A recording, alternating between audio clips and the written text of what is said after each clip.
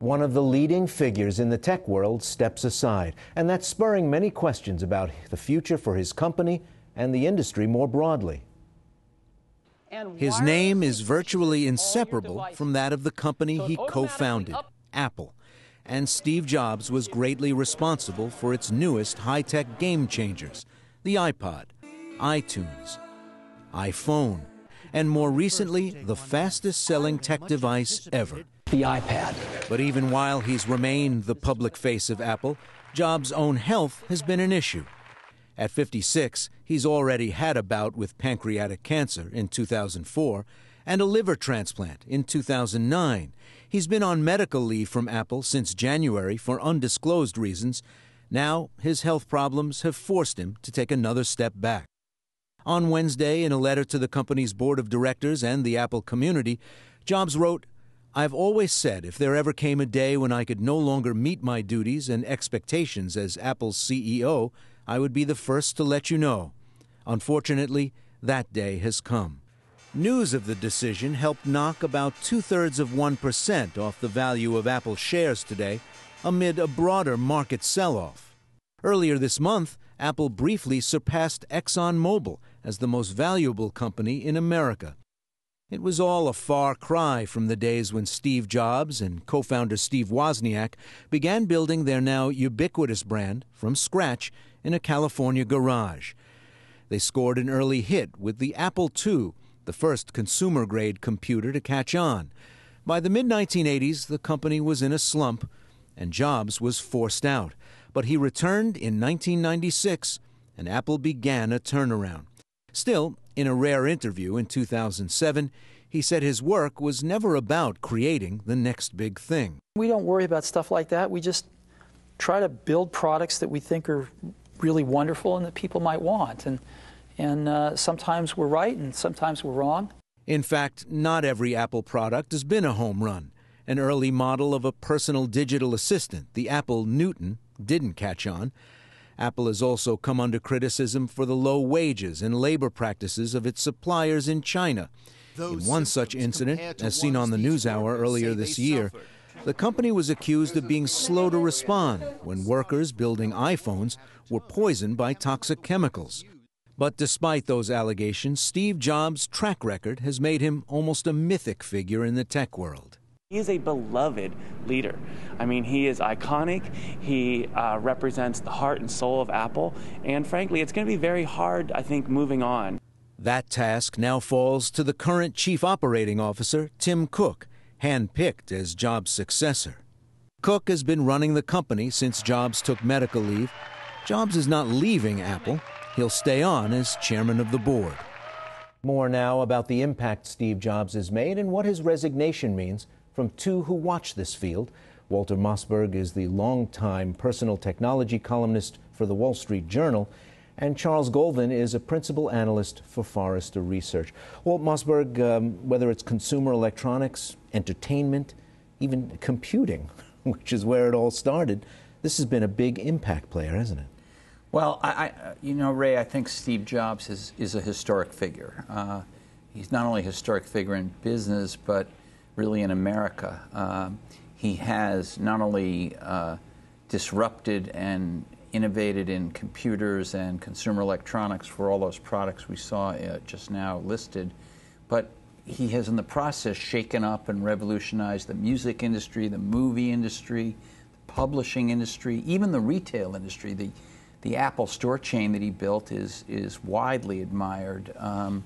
And on the side, while he was doing all that, he bought a little company called Pixar and turned it into the most successful studio in Hollywood and revolutionized animation. Charles Golvin, it's famously told, that story, and told again about Jobs coming back to the company when it was on the verge of bankruptcy. What did he do to shake it up? What happened next? Well, I think he reinvigorated the passion of the people who had come to Apple, who had always cared so deeply about the great products that they made. In your piece, you heard that quote from him about just having this incredible passion for making great products. And he came with this first vision of that original iMac, the different colors. No computer had ever been colored anything but gray before that. And he launched that first product. But I think more than anything else, he resurrected that belief that was latent in all those people in the company that they could once again make great products and change the way people used computers, and then in the future used music and now telecommunications, and then reinvented the way we compute. Let's talk a little bit more about that devotion to great product, because they weren't products that competed on price. They almost ignored that, and many of the company's failures were because they were wonderful things that people just didn't want to pay the extra 30 or 40% for. Well, I think their failures really had more to do with really badly executed business strategies for the most part, not in every case. But the devotion to product goes beyond just those words. It's really a devotion to designing products for actual users. A lot of computer companies, Hewlett-Packard is a good example in what they are doing in spinning off PCs, are really much more interested in selling to businesses, selling to intermediaries like IT departments. Steve Jobs calls those orifices. He's much more interested in designing something for the actual consumer, whether they're in a big company or just a family. And he's a perfectionist about it. And he's surrounded himself with other people who are just laser focused on that. The other thing, Ray, I think is incredibly important is they don't just make little innovations based on market research. They take big risks and make big bets on what they think the next thing that people will want is, even if the people don't know it themselves at the time. And in doing so, created, Charles, one of the most valuable companies on the planet. In his resignation, in his preparation to leave, what has Steve Jobs done to keep it that way?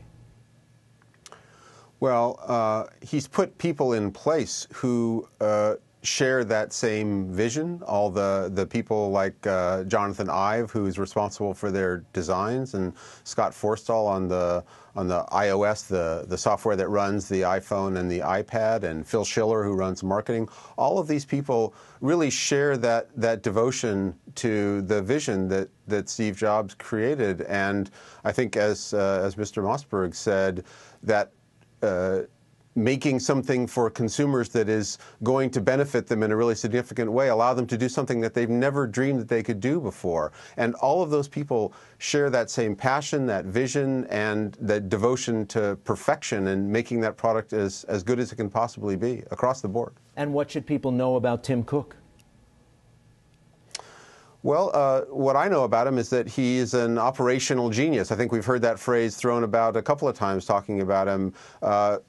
He has streamlined Apple's supply chain. When before he came, they really were kind of a mess in terms of their sourcing of the components that go into their products. And he turned that around, made it extremely efficient. And clearly he's demonstrated through these times that Steve Jobs has been out on health issues that he can operate this company and keep it running at the same high level and performance that it has been able to do when Steve Jobs is there. Walt, the lead time on new products presumably is not, today or tomorrow. The next generation of Apple products are well launched in the pipeline, aren't they? When will we stop seeing Steve Jobs' direct hand on some of these products? Well, I think there are two ways to measure it. One, as you say, is the length of the pipeline, and I think at Apple it's a little bit longer than at other companies. They've never managed the company for short-term goals like quarter to quarter. So I wouldn't be surprised if their product pipeline is 2 or 3 years, although obviously the ones toward the end maybe not fully fleshed out. The other thing is Steve Jobs is very much intending to remain active as chairman in making these big product decisions. He's not going to make day-to-day decisions anymore, but when a big new thing, something on the scale of the iPad, is ready to come out or is in the formative stages, he's going to be consulted and he's going to be involved. Now, obviously, given his health problems, we don't know how long he'll be able to do that. So the answer to your question is, I guess, when the next big product decision comes up in that pipeline a couple of years from now, if Steve Jobs isn't around to have his input, then it really will fall on the shoulders of Tim Cook to not really replace Jobs, because I think he's sort of an irreplaceable figure, but to do the kind of curation of products that Jobs is so famous for. And Charles Golvin, before we go, briefly, what do people who do what you do for a living watch for now from Apple? What are analysts going to be looking for to see just how much of a role the new chairman, Steve Jobs, will have? Well, what I'm going to be looking for really is the pace of innovation. You know, we've seen Apple steadily produce not just these revolutionary new products like the iPhone and like the iPad, but the successive iterations of those products continue to bring a high level of innovation, new experiences, new ways of doing things. And I'm going to keep a sharp eye out for what that pace looks like, and are we continuing to see the same flourishing of new ideas? And if we start to see that decline, then I think that will be attributable to Steve Jobs' lack of influence. Charles Golvin, Walt Mossberg, thank you both. Pleasure.